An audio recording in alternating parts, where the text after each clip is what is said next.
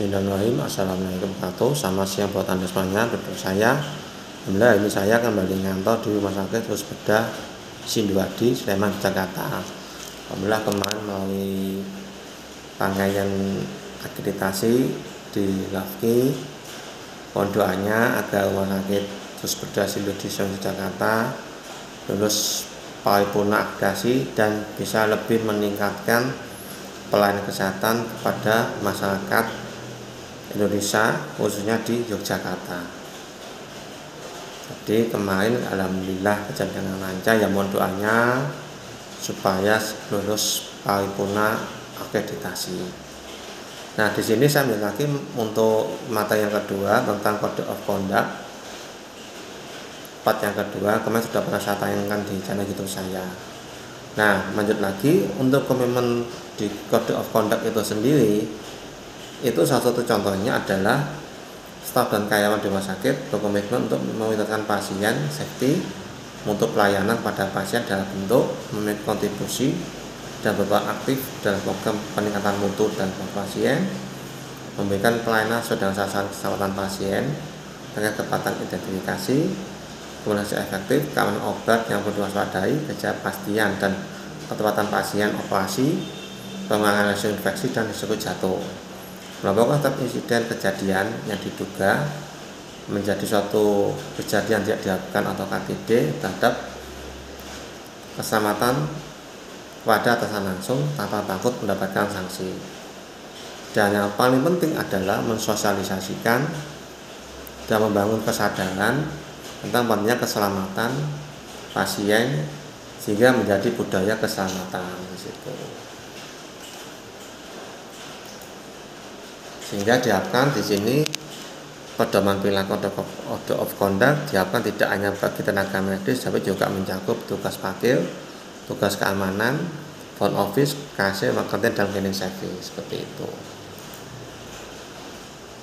Misalnya tugas parkir di sini diharapkan siap dan siaga di tempat parkir baik baik eksternal dan internal, salam senyum sahabat pada tamu, sigap dalam menertibkan kendaraan tamu, tanggap dalam membantu pemasuk kendaraan. Ini satu contoh.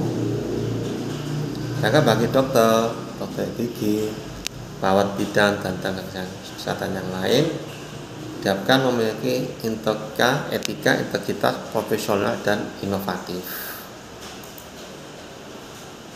Contoh misalnya terkait dokter dan dokter gigi, misalnya terkait etika, salam senyum memperkenalkan diri pada pasien atau pelanggan, menghormati hak pasien, teman sejawat dan kesehatan yang lain, sikap jujur serta memberikan pelayanan, rasa empati dan penghormatan atas martabat manusia. Integritas merendahkan diri dari perbuatan yang bersifat mujizat berlebihan, berhati-hati dalam mengiklankan layanan kesehatan dan tidak mempublikasikan metode obat alat teknologi baru yang belum diuji kebenarnya. Tetap paling penting menjaga rahasia pasien di situ. Sehingga ketika terjadi penegakan pedoman perilaku, yaitu penanggung jawab penegakan etika dan perilaku di beberapa item, pelaporan dan tindakan penyimpangan, sosialisasi dan internalisasi, kesulitan melaksanakan peraturan, pembelaan, pembinaan dan sanksi pelanggaran. Sehingga dilakukan monitoring, evaluasi dan pelaporan secara berjenjang dari tingkat unit terlebih dahulu, yang kedua tingkat instalasi, yang ketiga tingkat rumah sakit, dengan tujuan untuk mengetahui tingkat kepatuhan hal-hal, mengetahui juga hal yang sudah dilakukan dengan baik, mengetahui hal yang perlu diperbaiki atau ditingkatkan, mengetahui tingkat kepuasan masyarakat atau penerima pelayanan, mengetahui sejauh mana satu unit kerja sudah meningkatkan mutu pelayanan kepada masyarakat. Nah, adapun macam-macam tindakan atau sanksi disesuaikan dengan bobot atau tingkat pelanggaran. Bisa teguran lisan, teguran tertulis, pemberian skosing atau pembekuan atau pengalihan penugasan klinis.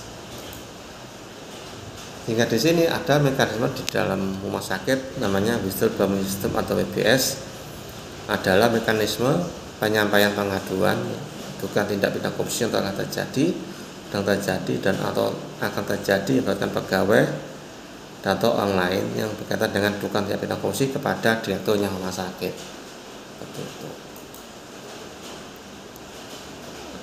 Ya mungkin seperti itu. Part yang kedua saya kedua kondak, semoga bermanfaat. Semoga andanya sehat selalu, bahagia sakit semoga lekas sembuh, penyakitnya diangkat oleh Allah SWT, dan saudara usaha anda semuanya dimudahkan, dilancarkan dan mendapatkan yang terbaik dari Allah SWT. Dan semoga diberikan jalan dalam menunaikan ibadah puasa Ramadan sampai selesai, dan semoga kita semuanya dosa kita diampuni dan memperoleh ampunan di Lailatul Qadar. Amin ya alamin. Muhammad sholli Muhammad kama sholaita Ibrahim Majid, Muhammad bin Muhammad kama qataita Ibrahim Majid. Assalamualaikum warahmatullahi wabarakatuh.